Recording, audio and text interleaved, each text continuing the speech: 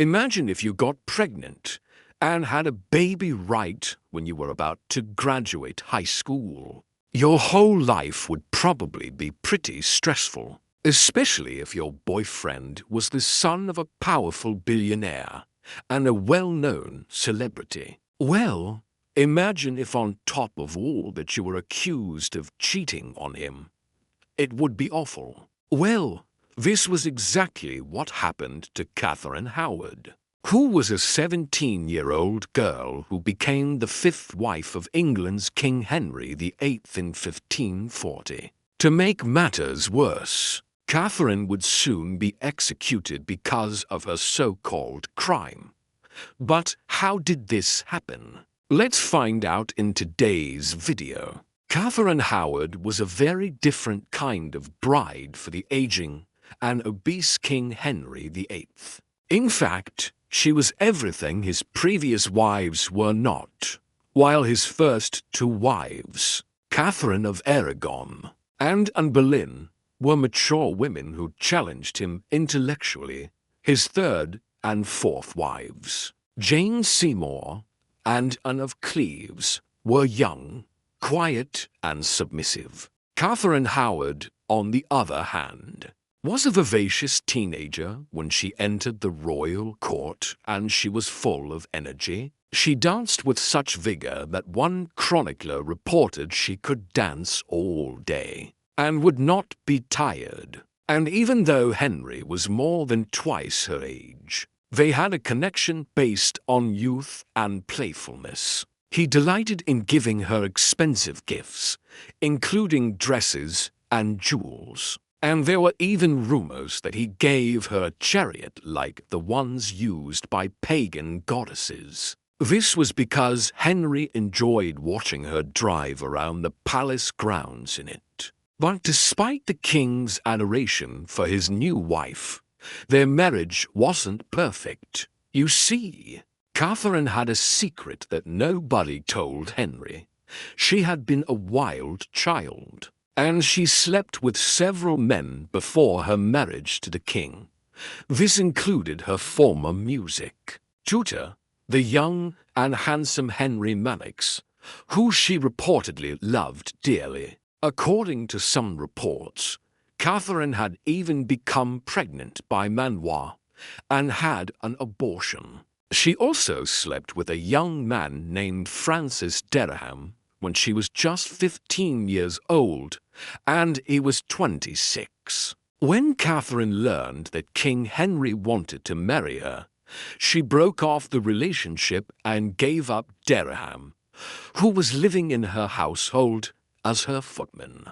However, even though she ended things with him, she still appointed him as her secretary upon becoming queen. She also gave another position to a man named Thomas Culpeper, who was a handsome courtier and a close friend of the king. Ironically, both of these men were the ones who would bring about Catherine's downfall. It started when Catherine was accused of having an affair with Culpeper, a woman who was serving as a lady-in-waiting in Catherine's household, wrote a letter informing Archbishop Thomas Cranmer about the affair. Cranmer was the head of the Church of England and the man whom Henry trusted to keep him informed about his wife's activities. In his deposition, he stated that the letter was given to him on the eve of the Assumption, which is September 7, 1541. According to him, the author of the letter told him that she wished to inform him of the Queen's misconduct without revealing her own identity, so she slipped the letter in his hands and left. When Cranmer opened the letter, he found that it was written by an anonymous lady of the Queen's privy chamber, and it contained detailed accusations against Catherine. The letter claimed that the Queen had been unfaithful to the king with Culpeper and Dereham, and it provided specific details that proved that the author was indeed in the Queen's service. Not wanting to risk being accused of slander, The Archbishop decided to give the letter to the king himself. He delivered the letter to Henry on September 18, 1541, and it profoundly shocked the king, who couldn't believe that his young wife was cheating on him.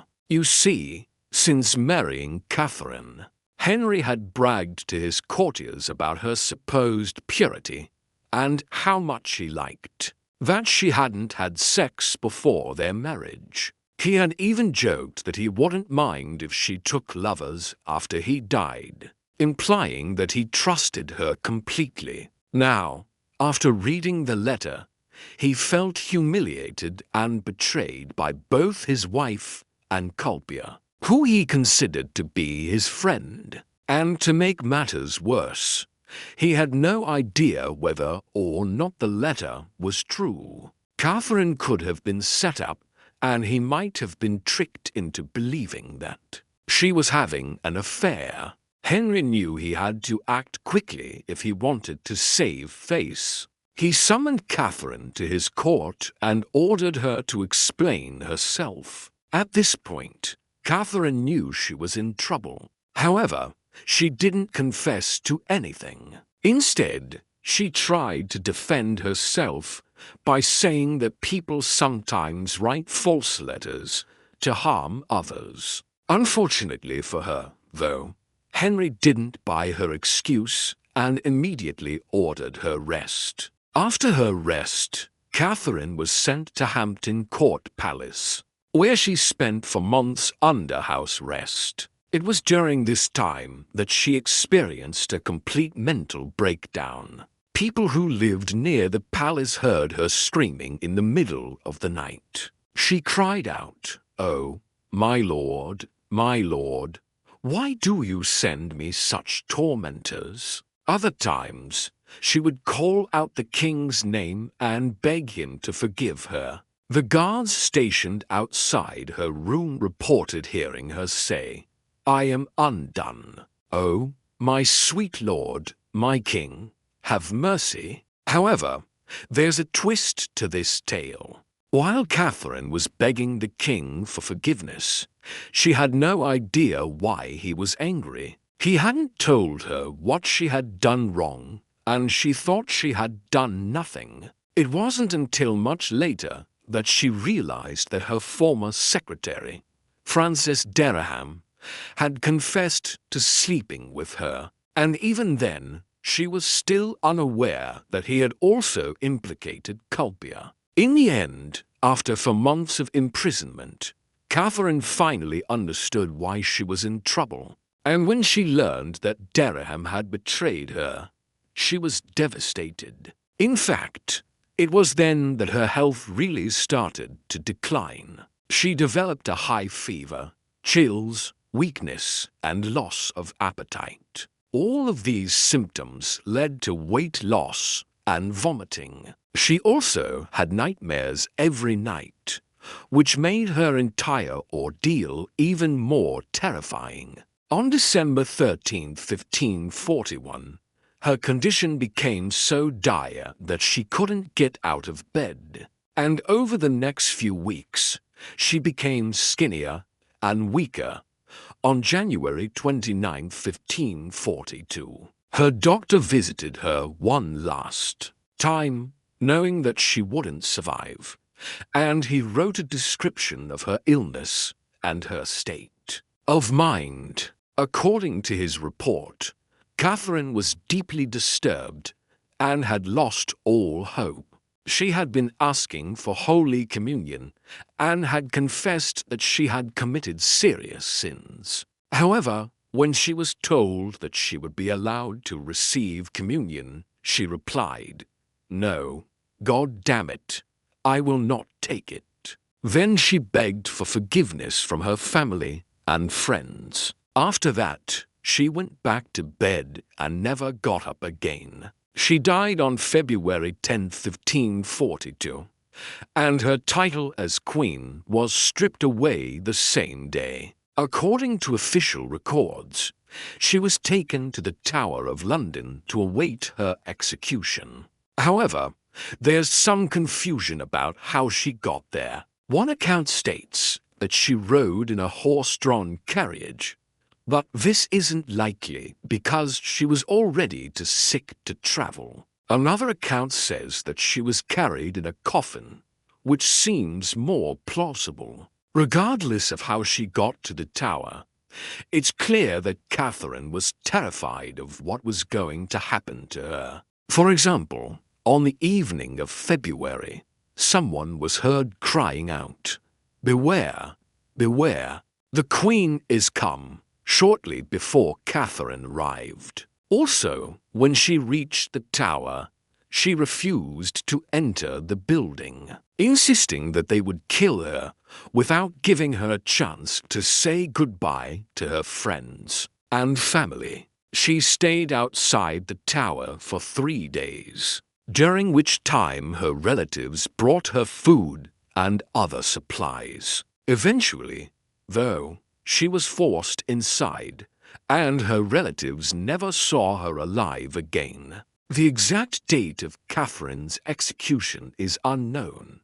but it most likely took place on February 13th, 1542. That's because the next entry in the tower's record book states that the bodies of 2 prisoners were taken from the tower on the 13th and buried in the chapel of St. Peter ad Vincula. These prisoners were listed as the Lady Catherine Howard, Queen, and Dr. John Feckenham, who was the former abbot of Westminster. Since the executioner had to obtain permission from the king before carrying out the sentence, it's safe to assume that Catherine was executed right after the record book was updated. Although the accounts of her death differ, one thing is certain: her final moments were dignified and courageous. Unlike the executions that had taken place in the tower before hers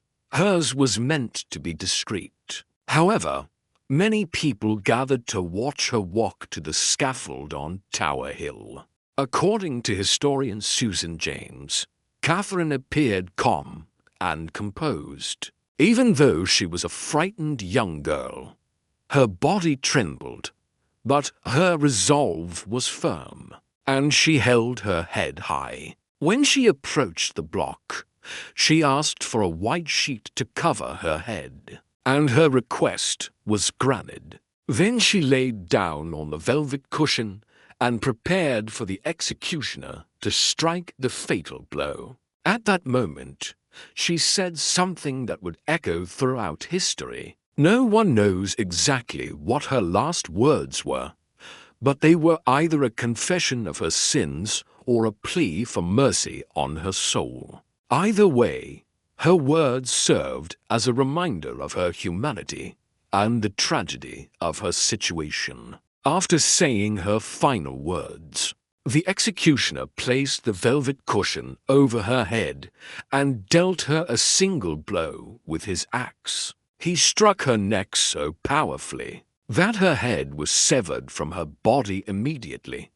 This ensured that she didn't feel any pain or suffer for long. After chopping off her head, the executioner lifted it up and showed it to the crowd. Then he dropped it into a bag along with her internal organs. Her headless body was wrapped in a red cloth, and her head was sewn up in a leather bag. Both were buried in an unmarked grave near the chapel of St. Peter ad Vincula, and the spot where she was laid to rest became a popular pilgrimage site for people visiting the tower. Over the years, people believed that her remains were lying beneath the floor of the chapel, and they flocked to the site to pay their respects. They also believed that her grave could cure various ailments, and many of the visitors were even willing to dig up her bones to use in homemade remedies. Unfortunately, none of these efforts were successful, and eventually Catherine's grave was forgotten. Today,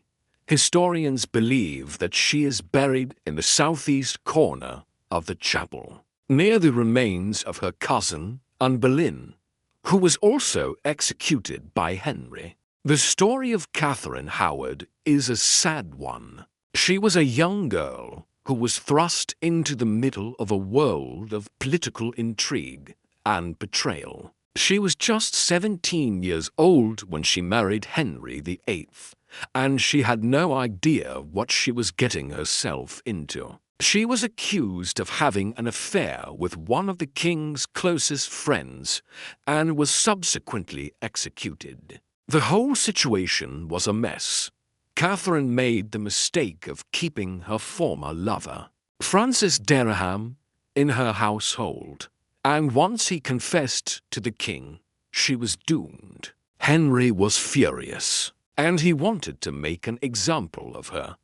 By executing her, he sent a message to the rest of the court that he would not tolerate any disloyalty. What do you think? Was Catherine Howard right to trust her cousin's advice and go ahead with the marriage to Henry? Or should she have listened to her mother and turned down the proposal? Let us know your thoughts in the comments below. And don't forget to like and subscribe for more historical tales.